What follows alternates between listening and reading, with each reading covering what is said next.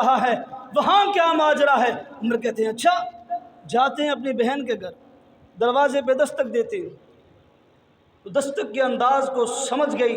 بہن نے، اپنے استاذ کو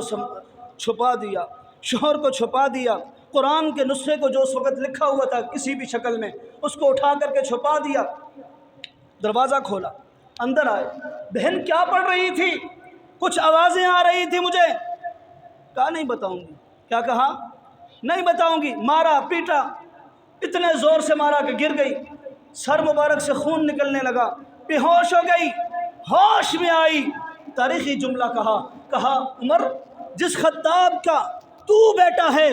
اسی خطاب کی میں بھی بیٹی ہوں، جس خطاب کا تیرے اندر خون دوڑ رہا ہے، یاد رکھ اگر تو کفر پہ ڈٹا ہوا ہے تو میں فاطمہ ایمان پہ ڈٹی ہوئی ہوں،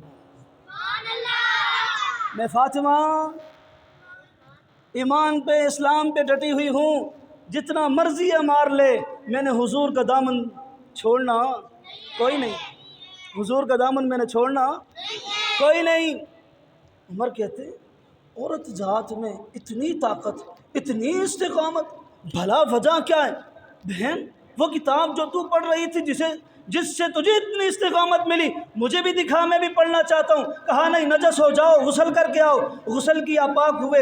سورہ طٰہٰ کی آیتیں کچھ سامنے آئی، وہ پڑھی، مسلمان ہونے کی انابت ظاہر کی، اور اللہ کے لاڈلے پیغمبر کی بارگاہ میں آئے اور آ کر کے کلمہ پڑھا، مسلمان ہوئے۔ اللہ کے لاڈلے پیغمبر پوچھتے ہیں عمر کیسے آنا ہوا؟ عمر بول عمر کیسے آنا ہوا؟ عمر کہتے ہیں اللہ کے لاڈلے پیغمبر دار الندوہ میں خطبہ سن کر کے آپ کا مخالف ہو گیا تھا، دار الندوہ میں آپ کی جناب باتیں سن کر کے آپ کا سر لینے کے لیے آیا تھا، ننگی تلوار لے کر کے آیا تھا، جو تلوار اب بھی میرے ہاتھ میں ننگی ہے، یہ ننگی تلوار لے کر کے اس غرض سے آیا تھا کہ سر کو لے کر کے آؤں گا، لیکن قدرت نے میرے دل کی زمین کو بدل دیا، قدرت نے میرے دل کی کیفیات کو بدل دیا، قدرت نے میرے دل کے حالات کو بدل دیا، پہلے سر لینے کی غرض سے آیا تھا، اب سر دینے کے لیے تیار ہو چکا ہوں،